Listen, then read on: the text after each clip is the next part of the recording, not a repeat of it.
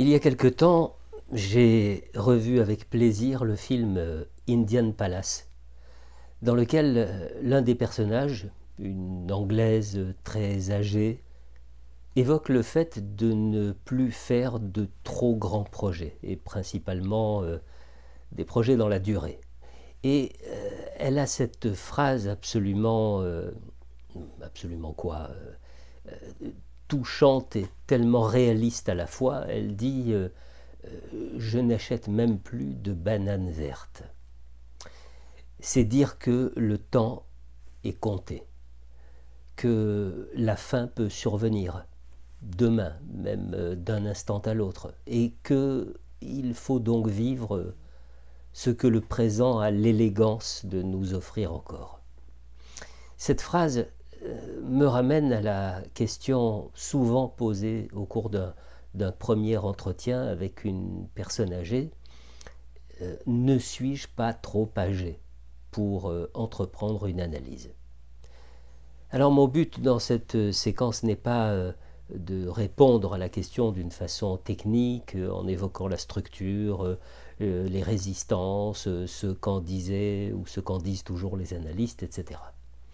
Même si c'est une évidence, ou peut-être même si ce n'est pas une évidence, il me semble déjà qu'on n'est jamais trop vieux pour se faire du bien.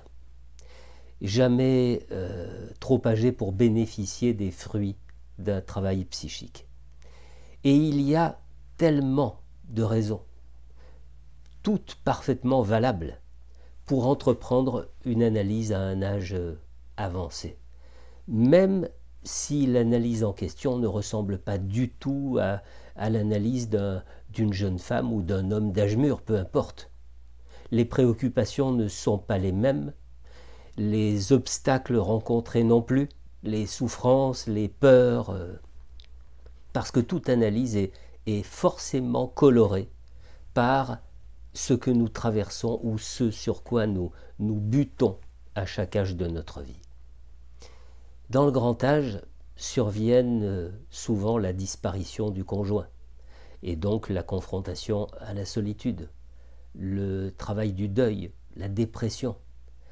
Se manifestent également toutes les atteintes au corps et à la cognition, ce corps qui change et qui déprécie l'image, ces pertes cognitives plus ou moins handicapantes dont on s'aperçoit parfois qu'elles sont remarquées par l'environnement. Un environnement parfois bienveillant, parfois agacé, fatigué, usé. Et puis n'oublions pas les conséquences de la retraite, et donc l'exclusion du champ social, la perte d'une place, d'une utilité sociale, d'une reconnaissance. Et puis bien sûr, les maladies, les handicaps, la dépendance, l'approche inéluctable de la mort. Et enfin, comme un fil d'ourlet transversal, le désir, absent ou toujours présent. Personnellement, je n'ai pas souvenir de patients qui n'aient tiré bénéfice d'un travail, que ce soit en face à face ou sur le divan, que ce travail ait duré une dizaine de séances ou plusieurs années.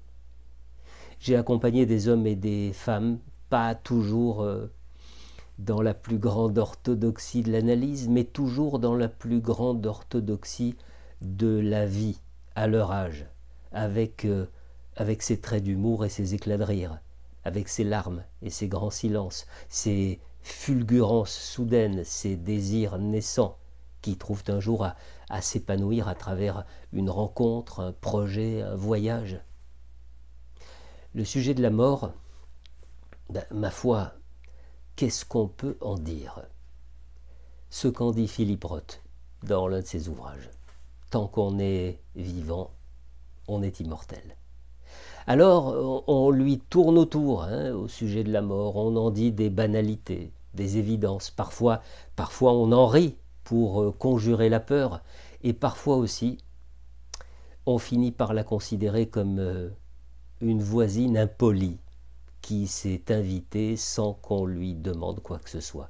Un peu comme l'ombre qui nous accompagne depuis la naissance et dont il faut bien accepter la présence à chaque pas que l'on fait. Quant à l'issue de telles analyses, eh bien, il y a celle qui se termine un jour par la disparition brutale de l'analysant, la famille qui nous prévient par téléphone. Il y a celle qui voit l'analysant s'affaiblir peu à peu au fil des semaines ou des mois, et le patient décide alors un jour à regret de ne plus venir, mais demande tout de même à conserver un lien qui peut être un échange par téléphone de temps en temps. Il y a aussi les analyses qui se terminent par un débit augmenté de la pulsion de vie et qui voient les patients entreprendre quelque chose de tout neuf. Quelqu'un entre dans leur vie, ils se découvrent une passion, ils apprennent à jouer d'un instrument, ils passent leur brevet de pilote d'hélicoptère, ils font un voyage qu'ils n'ont jamais osé faire. En fait, je crois que c'est avec les patients très âgés que le mot accompagnement convient le mieux en analyse. Accompagnement parfois vers davantage de vie, vers un retour à la vie, et parfois vers une mort qui faisait peur et qui est finalement acceptée comme celle qui gagnera toujours. En tout cas, accompagnement à conjuguer la vie au présent et qui confronte l'analyste à ce qui l'attend aussi un jour prochain. Donc, à la question « Mon ticket est-il toujours valide ?», je réponds qu'il n'y a pas de date limite de validité. Il n'y a pas d'âge au-delà duquel il ne serait plus possible d'entreprendre une analyse.